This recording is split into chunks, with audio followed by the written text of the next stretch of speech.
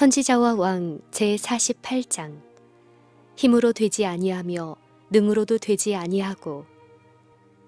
여호수아 천사에 대하여 계시를 받은 직후에 스가랴 선지자는 스룹바벨의 사업에 관한 기별을 받았다. 스가랴는 이렇게 말했다.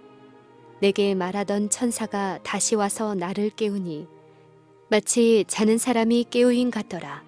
그가 내게 묻되 내가 무엇을 보느냐?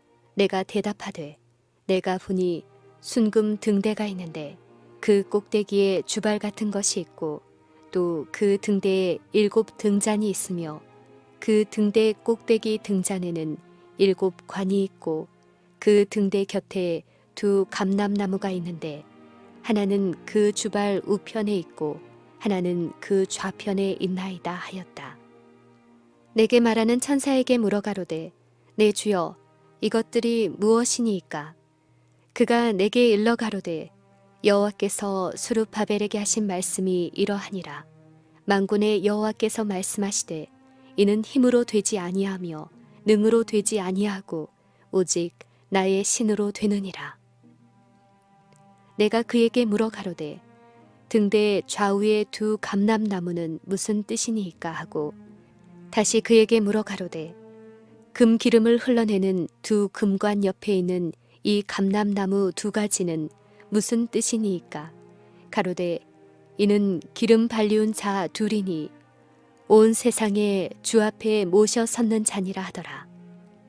이 계시에서 하나님 앞에 서 있는 2 감람나무는 자신들로부터 금관들을 통하여 금 기름을 등대 주발로 흘러가게 하는 것으로 대표되어 있다. 이것으로부터 성소의 등들은 기름을 공급받아 끊임없이 밝은 빛을 발할 수 있다.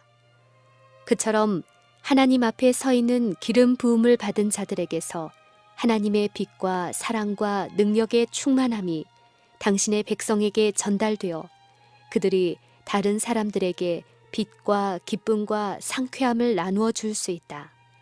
이와 같이 부유하게 된 사람들은 하나님의 사랑의 보물로 다른 사람들을 부하게 해야 한다. 여호와의 전을 재건하는 일에 스룹바벨은 수많은 고난에도 불구하고 힘써 일했다. 처음부터 대적들은 유다 백성의 손을 약하게 하여 그 건축을 방해하였고 권력을 억제하였다. 그러나 여호와께서는 건축자들을 위하여 개입하셨고 이제 당신의 선지자를 통하여 말씀하셨다. 큰 산아, 내가 무엇이냐? 내가 스룹바벨 앞에서 평지가 되리라. 그가 머릿돌을 내어놓을 때에 무리가 외치기를 은총, 은총이 그에게 있을지어다 하리라. 하나님의 백성들의 역사를 살펴보면 넘을 수 없는 듯이 보이는 큰 어려움의 산들이 하늘의 목적을 수행하려고 노력하는 사람들의 앞에 나타났었다. 주께서는 이와 같은 장애물을 믿음의 시금석으로 허락하셨다.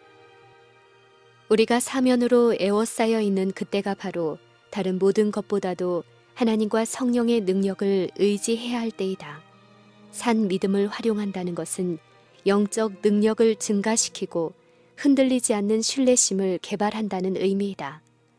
영혼은 이런 것을 통해서 승리의 능력이 된다. 그리스도인의 길에 사단이 설치한 장애물들은 믿음으로 구함으로 사라질 것이니 이는 하늘의 능력이 그리스도인을 도울 것이기 때문이다. 너희가 못할 것이 없으리라. 세상의 길은 허식과 거만으로 시작되지만 하나님의 길은 보잘것없는 그날을 진리와 의의 영광스러운 승리의 시작으로 삼는 것이다. 때때로 하나님께서는 실망과 표면상의 실패를 주심으로 당신의 교역자들을 훈련시키신다. 그들이 어려움을 극복하기를 배우는 것이 하나님의 목적이다. 때때로 사람들은 저희가 직면하는 고통과 장애물 앞에서 흔들리는 시험을 받는다. 그러나 그들이 만일 믿음으로 시작한 것을 끝까지 굳게 붙잡는다면 하나님께서 그 길을 깨끗게 하실 것이다. 고난을 대적하여 싸울 때에 성공은 그들에게 올 것이다. 스룹바벨과 같은 사람의 용감한 정신과 확고부동한 신앙 앞에는 어려움의 큰 산들이 평지가 되겠고 기초를 놓은 그의 손이 또한 그것을 마칠 것이다. 그가 머릿돌을 내어놓을 때 무리가 외치기를 은총, 은총이 그에게 있을지어다 할 것이다. 인간의 권세와 인간의 능력으로는 하나님의 교회를 세우지도 못하였고 이를 파괴할 수도 없다. 인간의 능력의 반석이 아니요 만세 반석이신 예수 그리스도 위에 교회가 세워졌으므로 음부의 권세가 이기지 못한다. 하나님의 임재는 당신의 사업에 안정을 주신다. 방백들을 의지하지 말며 인생도 의지하지 말라고 하신 말씀은 우리에게 하신 말씀이다. 잠잠하고 신뢰하여야 함을 얻을 것이다.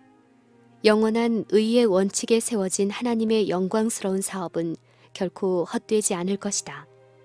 이는 능력에서 능력으로 전진할 것이니 여호와께서 말씀하시되 이는 힘으로 되지 아니하며 능으로 되지 아니하고 오직 나의 신으로 되느니라 라고 하셨기 때문이다. 수룹 바벨의 손이 이 전의 지대를 놓았은즉 그 손이 또한 그것을 마치리라 라는 약속은 문자 그대로 성취되었다. 유다 사람의 장로들이 선지자 학개와 이또의 손자 스가랴의 권면함으로 인하여 전 건축할 일이 형통한지라.